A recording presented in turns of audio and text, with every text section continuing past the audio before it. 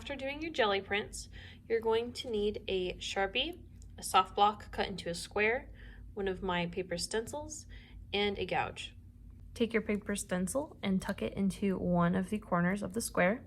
Then take your Sharpie and trace along it. It's okay if you make a mistake because we're just going to cut part of it away anyway. Now I want you to make a design along the line that we drew. So you could have maybe an edge like this, going all the way across, or maybe you want another line or something underneath it.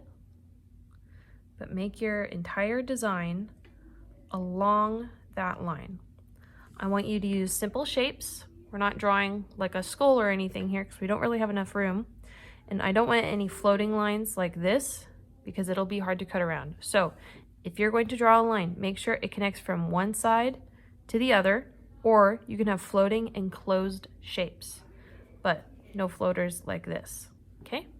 When I'm done with my design, I'm going to take my gouge and I'm going to cut into the areas around my shapes.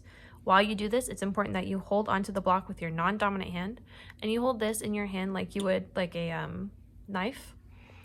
Not like this, not like a pencil. We're not digging into it like this, but like a chopping knife where you're holding it like this and you're chopping a vegetable or something. Then you're going to cut in around your shapes. It's very important that while you do this, you are turning your block, so that way if you are trying to go in this direction, you don't accidentally cut your hand. So if I wanted to cut here, I would turn my block and go this way instead of turning my block going in this direction, like I said, so you don't cut your hands. Remember to always cut away from you. If you need to pick it up and turn, don't be afraid to do that.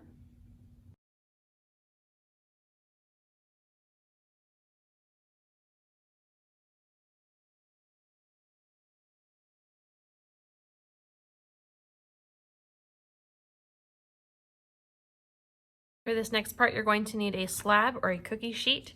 You're going to need your jelly printed papers, your block, a brayer, and some printing ink. The block is pretty small, so we don't really need a lot of ink, but we're going to spread it around in both directions until we hear a snapping noise.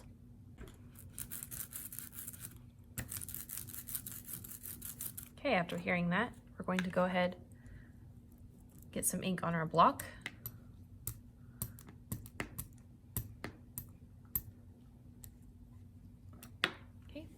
Now we're going to attempt to make a circle. So find the middle of your paper, and then whichever corner you started from with your stencil, so like this, it's going to go towards the middle, right here.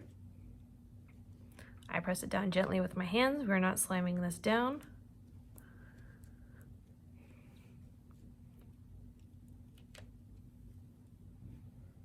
Again.